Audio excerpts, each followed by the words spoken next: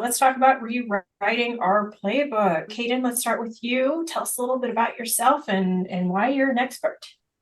Yeah, so I'm Cayden. I'm a solutions engineer at Openprise.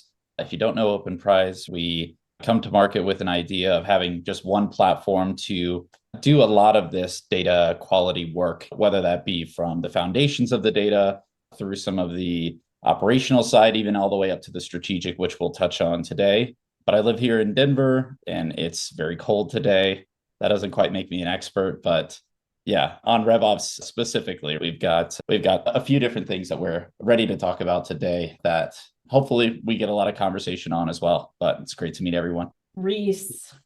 All right. I use the term expert very loosely. We were joking about this earlier before we jumped on. I think sitting on a RevOps panel is like being the kind of like ninth batter on a freshman baseball team. So like expert, use that loosely. My name is Rhys. I'm born and raised here in Colorado as well, which is part of the reason why I'm a diehard Broncos fan. Founded a RevOps consulting group called Domestique. We have a team about 40. When we think about RevOps, it's across the entire customer journey, not just sales, marketing, strategy, process, tools, data enablement, across all that.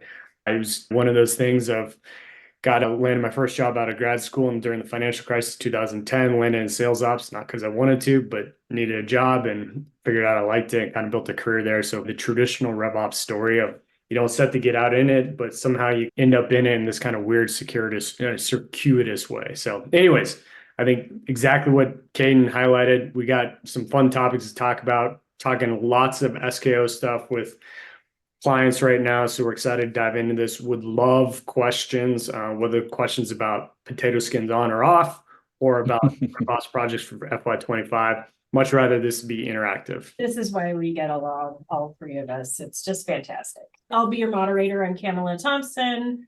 15 years in various operations roles before revenue operations was a thing, and head of marketing at the RevOps Co-op. Let's get into it. We're going to be covering confessions from the C-suite, key data needs for RevOps in 2025, operational rigor, and trends you need to watch out and prepare for. I'm really excited about this presentation. Let's get right into it.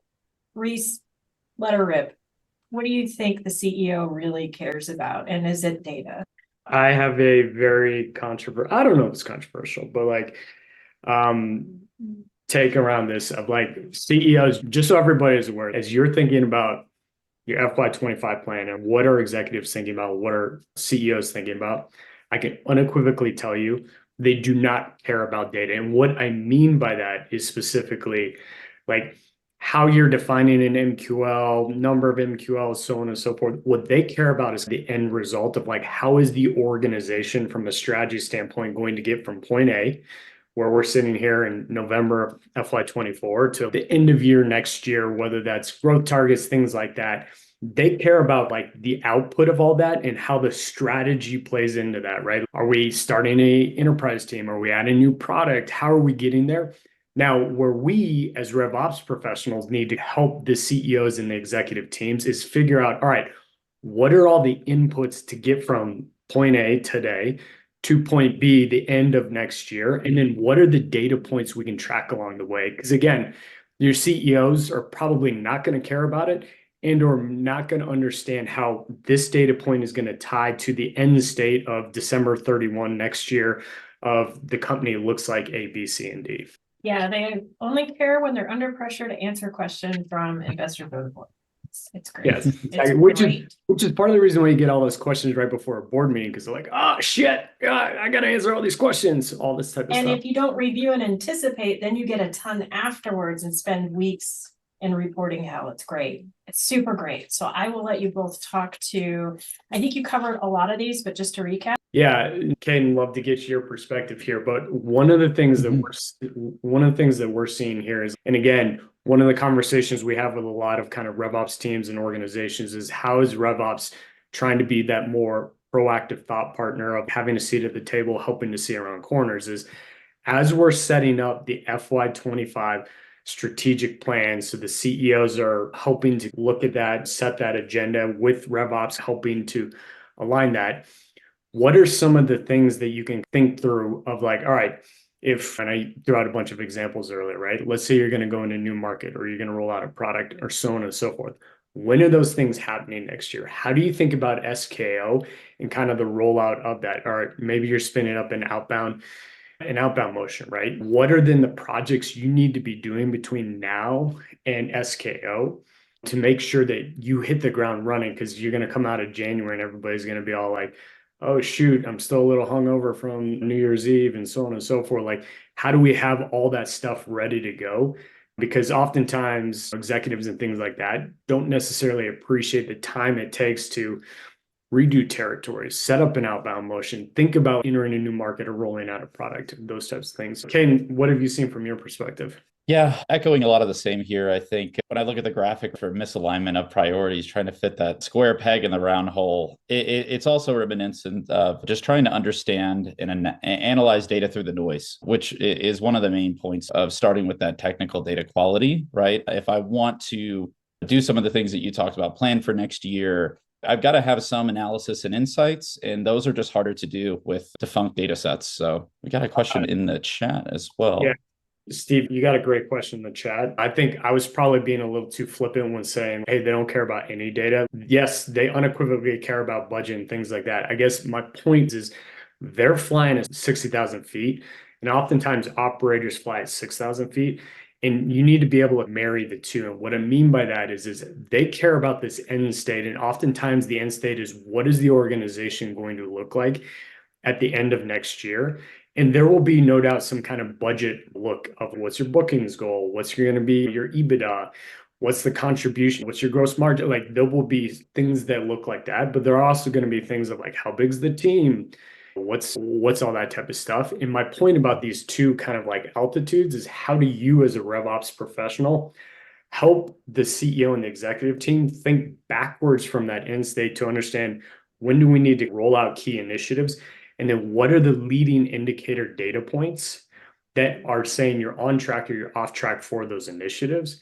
And I think exactly to Cayden's earlier point, right? Like around misalignment, around priorities, that end state, you're not going to be able to say yes to everything. So what are the things you're saying no to? Because there's only so much kind of capacity, budget, and so on to go around. Really quick trauma share. People love a good trauma story. I worked for a not particularly nice CFO who really hit this home for me when he said, I don't care how long it takes you in spreadsheets. That's your job.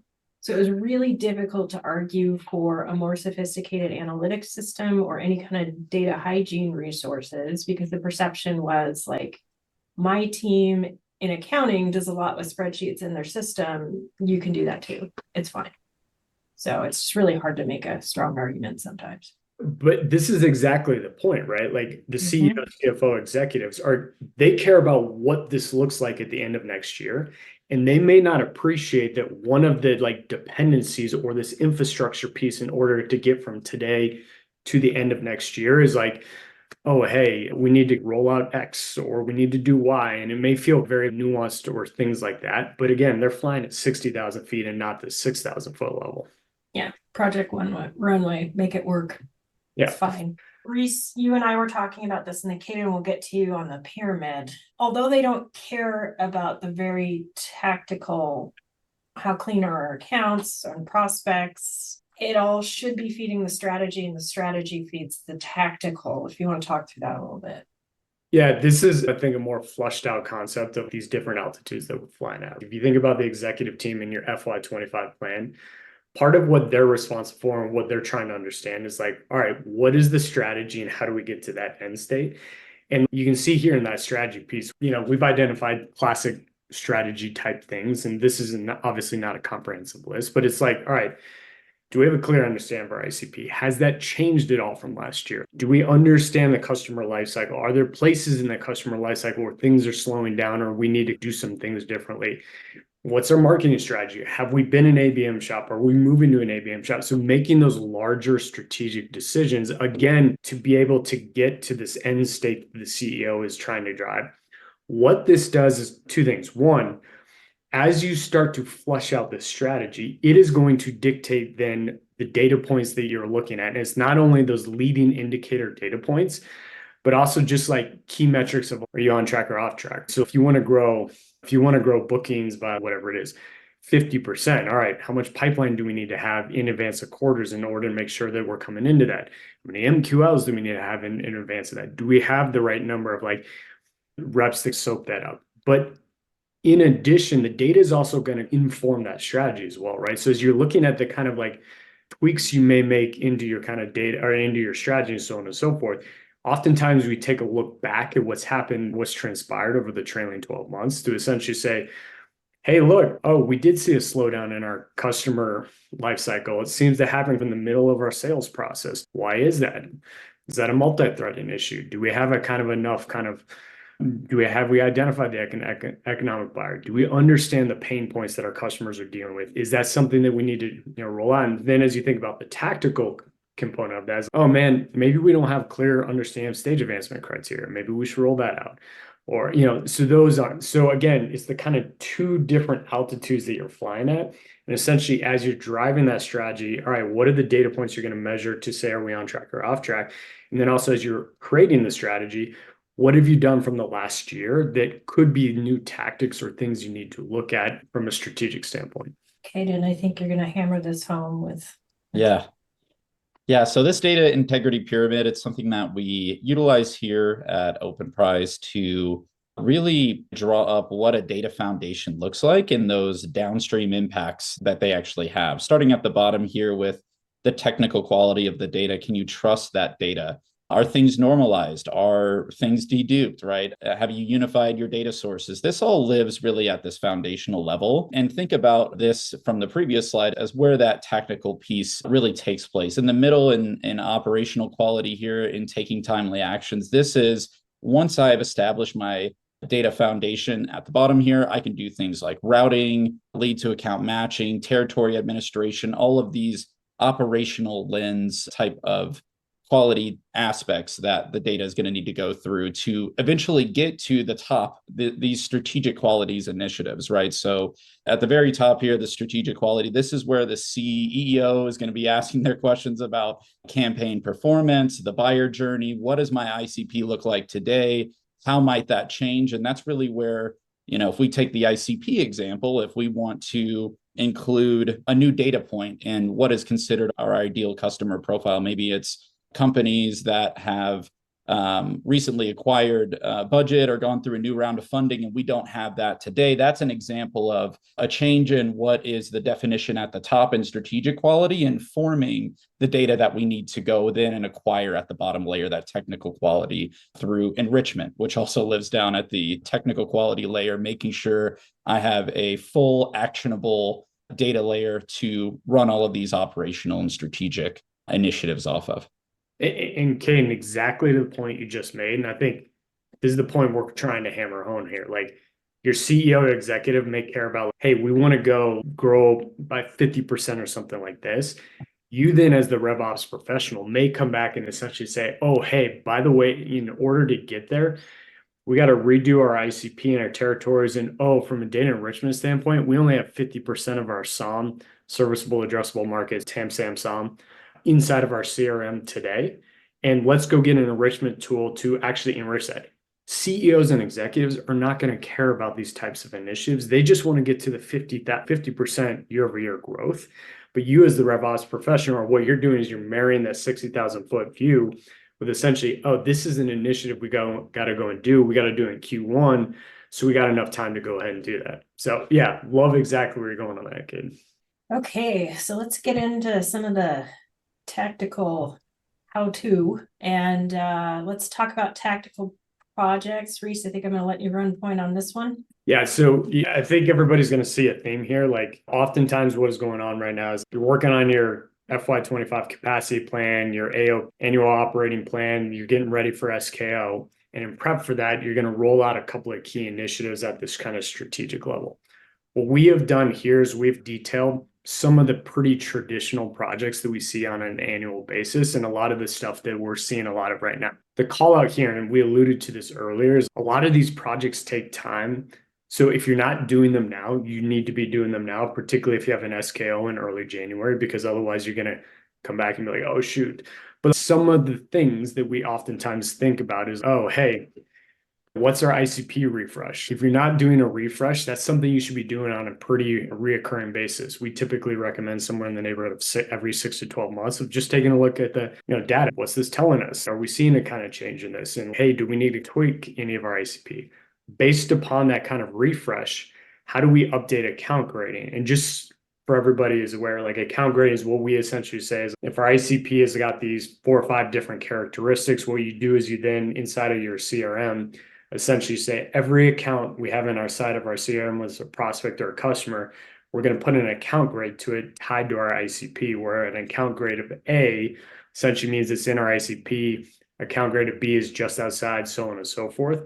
So you have a clear understanding of how many good accounts and then what are the concentric circles out from that ICP. And then normally what comes out of your account grading, ICP, then account grading is then a refresh of territories, right? Hey, we're going to assign only A accounts to these reps. They're going to be in these geos. Oh, by the way, BDRs inside of these geos are going to be able to go outbound to B accounts, but they don't go outbound to A accounts. So things like that again, typically get rolled out at SKO. A couple other ones here that we see a lot of.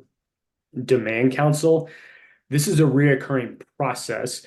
We take the targets coming out of your capacity plan or your annual plan and essentially say, are we on track or are we off track? And if we're off track, is it a quantity issue? Is it a conversion issue? Or is it an ASP issue? And then where is that happening? Is it in our mid-market enterprise? Is it a marketing? Is it an AE outbound?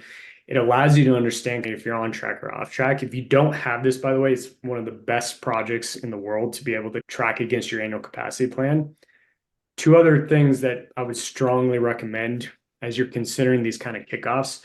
If you don't do a quarterly RevOps planning process, definitely roll that out. What that allows you to do is essentially not just be reactive, but start to think more proactively of like, what are all the requests we're getting across the entire go-to-market team? How do I prioritize them? We typically use like an LOE, LOI, level of effort, level of impact.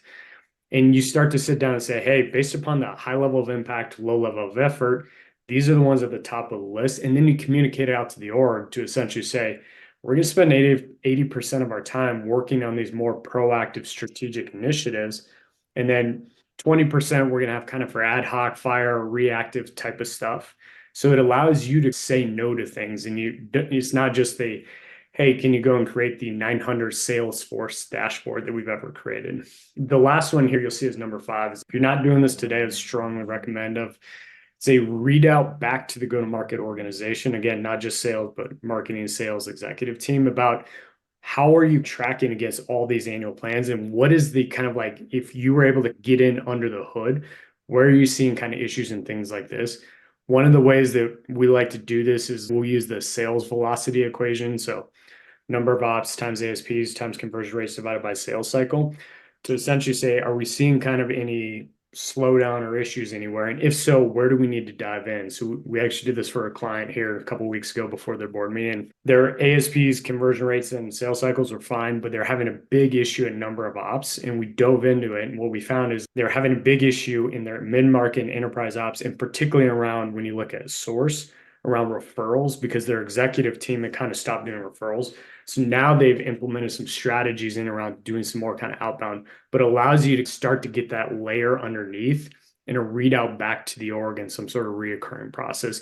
And again, helping to position RevOps as that kind of seeing around corners, forward-looking organization. Just want to call out really quickly that we have an ICP checklist. I recommend people check out on the RevOps Co-op under reports. Openprise created it. But one of the things I see over and over in smaller companies is neglecting to take into account the cost of goods sold or the cost of supporting certain subsets of customers. I see a lot of small companies going through a ton of resources trying to acquire enterprise accounts before they're feature ready. And it's really expensive. So don't neglect to take that into account.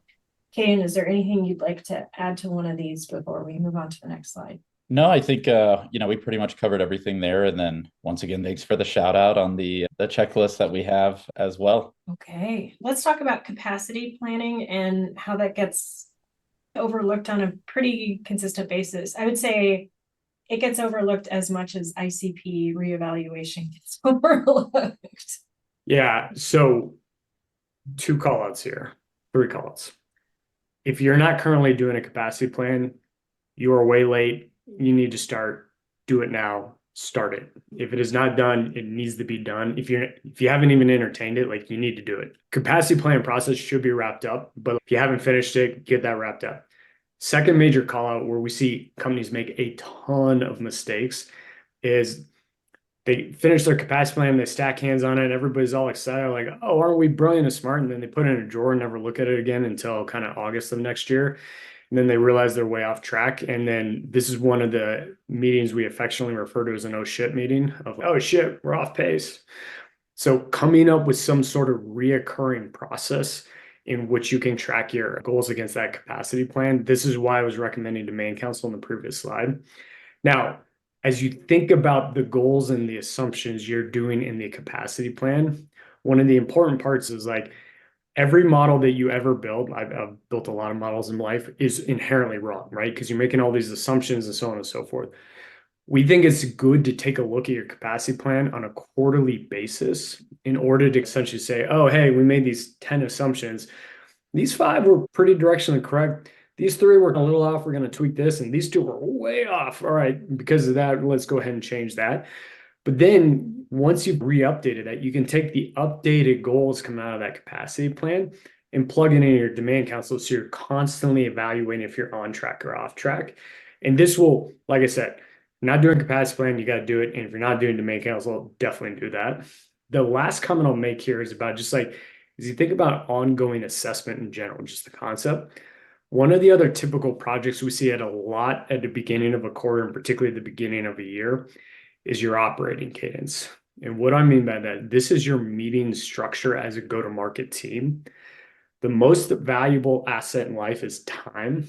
And if time is the most valuable asset, how your teams spend their time is one of the most important sets of decisions you can make. So having it clearly documented, what are the meetings everybody is in? Who's in the meeting? What is the objective of the meeting? How frequently are you meeting? And is there any kind of data that needs to be or reports that need to be provided? And what's the prep required for the meeting? We normally recommend a quarterly refresh of your operating cadence. Oh, hey, this meeting is not necessary. Let's get rid of this. Oh, let's add this or let's tweak this. But it helps you to stay super streamlined about who's doing what. And again, as a part of that operating cadence, you can include on a quarterly basis, revisiting the assumptions from your capacity plan. So Rhys, we have a question from Sean asking to type out the formula that you referenced in your GTM readout. I think opportunity, volume, ASP, velocity were all part of it, but yeah, it's the sales velocity equation. I'll type it in there, but it's sales velocity. What it gives you is essentially the output of it is bookings per day, but two thoughts about it. It's an efficiency metric. I would spend less time about what it is, but it allows you to compare either segments against one another, or geos or product lines. But where we really like it is if you break out each individual component and track it month over month. And then you can start to see trending of, is our ASPs trending up? Are our conversion rates trending down? So on and so forth. Because those 4 components are really the key 4 components of pipeline efficiency. And you can see from an efficiency standpoint, are things trending the right way or wrong way? And then what of the components is the major driver within that? yeah, and just as an aside, those are the metrics that I see most often misquoted by sales executives who are going by industry averages, don't actually know things like velocity and coverage rate and ASP. It's a great help that operations can offer to the organization. Also, in every class I give on board reporting best practices, we hammer in how much better proactive is than reactive. So if you spot a change in what you were predicting and can figure out how to turn it around or adjust, that's going to be a way better story to everybody who's relying on you as an investor or stakeholder.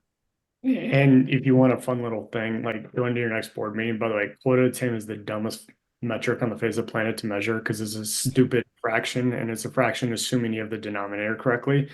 Sales velocity is a vastly better metric to take a look at reps because you can see why are reps being successful or not, and is one team more efficient than another team, so on and so forth. So anyways, food for thought. Or the whole 80% of the bookings is from 20% of the reps ratio. That's something you really need to watch for and how to scale best practices across the organization. So let's get into some of the fun stuff. What are we seeing on the horizon and what do we need to do to make sure we're prepared? So when we talk about AI and automation, I want to talk to both of you about what organizations overlooking as they're speeding to implement AI. Cayden, you want to bat first, sir? Yeah, I think, if I tie this back to that data integrity pyramid that I saw before, it's wanting to bring in AI on that strategic side, right? Something AI to assist with, let's say, attribution in a case where it really, if I haven't thought about my data foundations, and AI isn't really going to help me there. If I've got 5 Caydens in my system and one of them converts, how do I know which one actually tied into, right? I have a duplicate issue. I really don't have something that I don't have a data set that's ready for that AI component. Now, AI can assist with each one of those, starting at the technical data quality to operational to strategic. But where I see people going wrong is wanting the big sexy answers at the top right now when they haven't put the work in the data foundations is really what we see, and have to step people back to this concept of, okay, you want the AI here, but can the data foundations actually support anything that comes out of something so downstream? Yeah, I could not agree with you more. So we tend to think about it whenever we're working with kind of clients and prospects. So we think of there's this kind of RevOps maturity life cycle. And we think of it in a build, a grow, and a scale. And the build is like being able to answer things like what happened, right? Like basic reporting. The grow is being able to answer questions like why did it happen? And then the grow is being able to, the scale is being able to answer things like what will happen, right? So this kind of different like maturity. And Cayden, exactly to your point, most clients like to think they're in the scale phase, but actually they're in the build phase. And it's no knock on them, but the issue is you can't answer what will happen if you don't have your foundation in place to be able to do this. And so as we think about AI, right, and it's not saying don't go implement AIs, but it's being able to say, do you have the foundational work in place? And then if not, how do we start to like get the foundational work in place? And then how do we start to layer AI into that as a part of this type of stuff, so we can accelerate that maturity to get to that scale as quickly as possible? Yeah, I've heard 2 really smart things said. One is, if you can't map out the automation, why are you trying to automate it? Like, you should really understand what you're trying to do and how it's going to impact the business. The other piece is, it's the classic garbage in, garbage out. Even with machine learning and AI, they're really good at spotting patterns, but it depends on the strength of your correlation. And then if you don't have a strength of correlation, then you need to have a really vast volume of data that's fairly accurate. So garbage in, garbage out, right? So we talked about this a bit, but let's talk a bit more about an AI readiness roadmap, some playbook automation, those sorts of things, and what we need to have in place to get those to really function like we're dreaming up as an organization. Yeah, I think you've heard that we keep hitting on this theme of you have to have this foundation or this build in place in order to get to this more kind of like AI readiness, all this type of stuff. And some of the traditional projects, and I know Cayden's alluded to this, of what's your data integrity look like? Do you have enrichment across all this type of stuff? We've listed out some other infrastructure projects on the left-hand side, but things like life cycle stages, like that's your customer backbone, and that should be documented in your marketing automation tool in your CRM. Do you have stage advancement criteria? Is it clearly documented and codified inside of your CRM?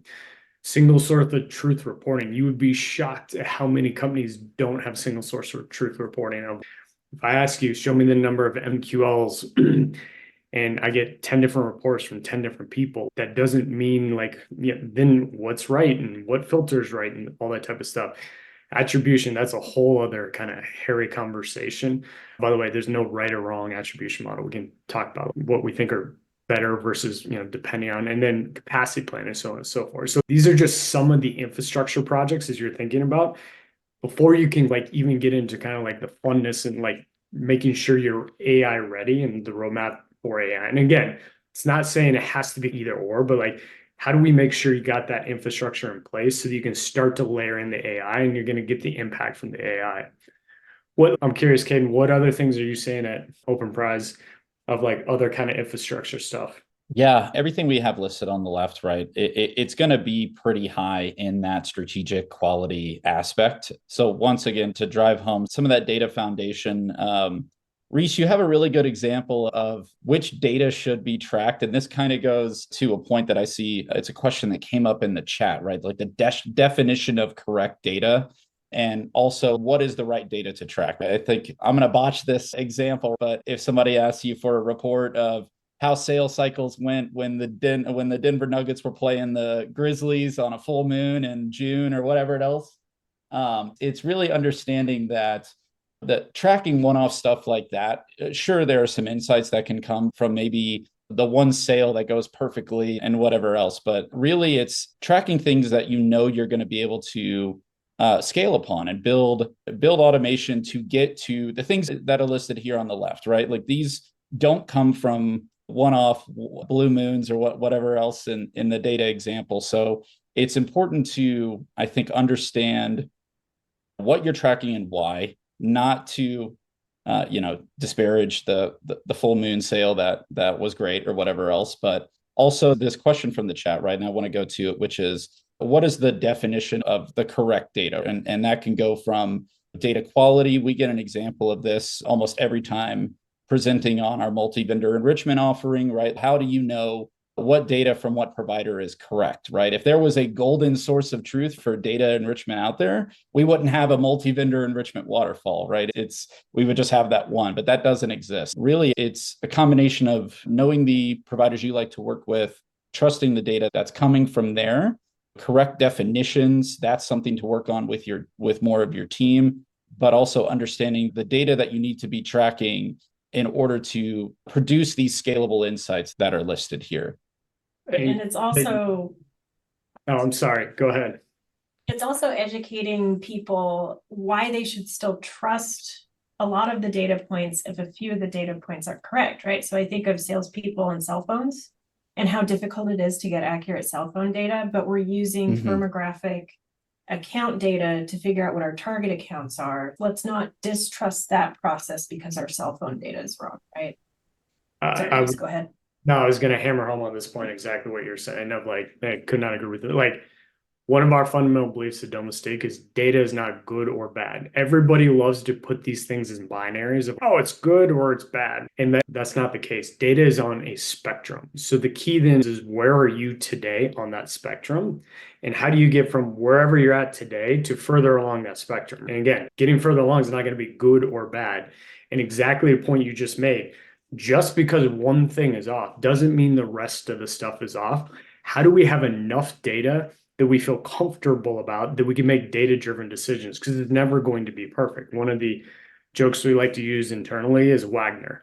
Wild ass guess, not easily refutable, right? So like, how do you make data-driven Wagner decisions? Flashbacks, it's fine. Yeah, I was gonna say, feel free to chime in and correct that example that I probably botched, but no, it was fantastic. Yeah, very relatable.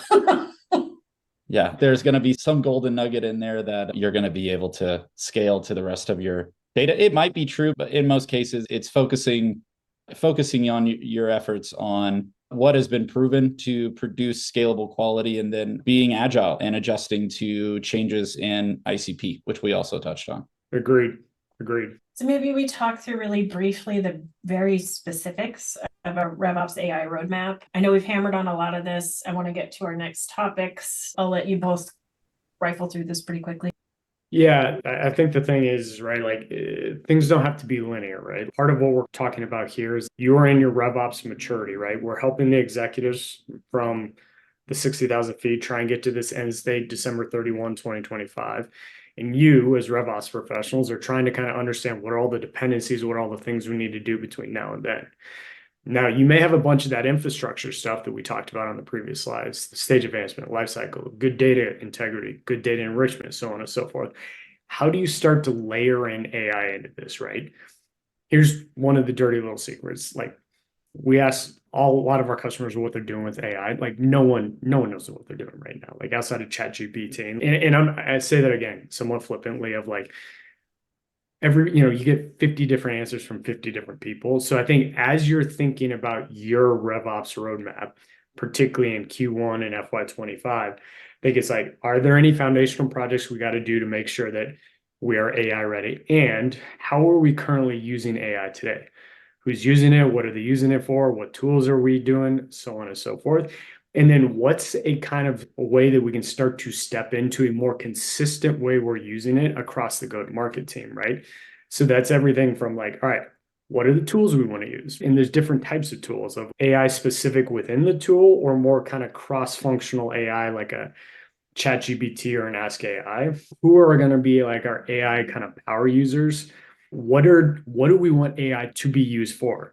Because I think that's one of the most important questions, because there's some things that AI does very well, and there's some things that AI is not as good at, right? And so we've seen organizations who hand off their entire like outbound motion to AI. And I think there's some parts that are very good, like some of the data organization, data cleanup, note taking. However, some of the content writing, even the personalization still needs to be reviewed, right? So as you think about that kind of order, like that, again, the spectrum of what it's good at versus what it's not as good at. So thinking about this and then layering in some of those kind of step in AI projects into your Q1 FY25 RevOps roadmap. What would you add to that, Cayden? Not very much. I think you covered it to a great degree there. One of the concepts that comes out of our own thinking about this at Openprise is 3 layers. I guess everything comes in threes with us, right? But starting at those foundations at what we consider to be like an AI agent, right? And that corresponds to what AI is doing really well today.